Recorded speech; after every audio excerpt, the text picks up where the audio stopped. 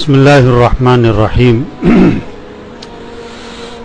حضور اکرم صلی اللہ علیہ وسلم کا ارشاد ہے، بے شک آدمی البتہ محروم کر دیا جاتا ہے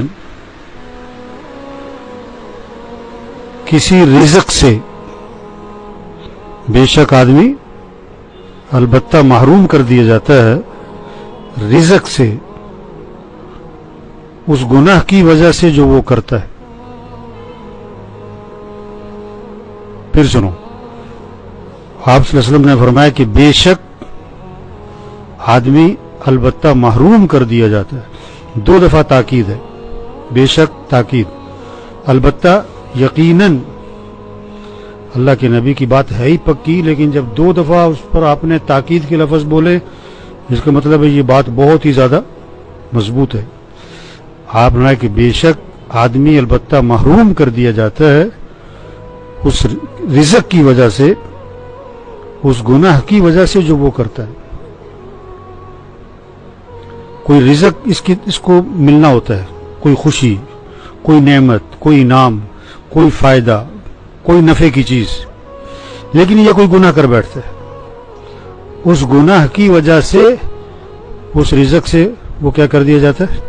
محروم کر دیا جاتا ہے۔ جیسے باپ نے نیت کی کہ بیٹے کو میں یہ چیز دوں گا، اس کے بعد بیٹے کی کوئی غلطی باپ کے سامنے آ گئی، اس نے کہا نہیں دینی، ہوتا ہے کہ نہیں ہوتا ہے؟ کسی کمپنی میں ایک آدمی ملازمت کرتا ہے، کمپنی والوں نے اس کی ترقی کا سوچا ہوتا ہے، لیکن اس کی کوئی غلطی پکڑی جاتی ہے تو اس کی ترقی پھر کیا ہوتی ہے؟ روک دی جاتی ہے نا۔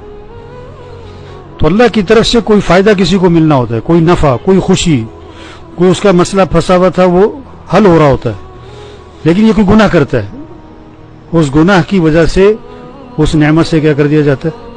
محروم کر دیا، وہ نفع نہیں ملتا، وہ خوشی نہیں ملتی، وہ کام اس کا اور اٹک جاتا ہے، وہ سمجھتا ہے فلاں کی وجہ سے، فلاں کی وجہ سے نہیں، کوئی غلطی کی ہے، کوئی گناہ کیا ہے۔ آج لوگ اس بات کو نہیں سمجھ رہے کہ گناہ کی وجہ سے محرومی آئے گی۔ کوئی آدمی چاہتا ہے کہ اس کو نقصان ہو جائے؟ نہیں چاہتا، گناہ کیوں کر رہا ہے؟ اس کو یہ پتہ نہیں کہ گناہ کی وجہ سے محرومی آنی ہے۔ سورہ قلم میں قرآن پاک میں قصہ آتا ہے، والد جو تھا نا، باغ تھا انگور کا یمن میں، ہم نے وہ جگہ دیکھی، خوب خرچ کرتا تھا، خوب لوگوں میں خرچ کرتا تھا، غریبوں میں، یتیموں میں، لوگوں کو خوب کھلاتا پلاتا تھا۔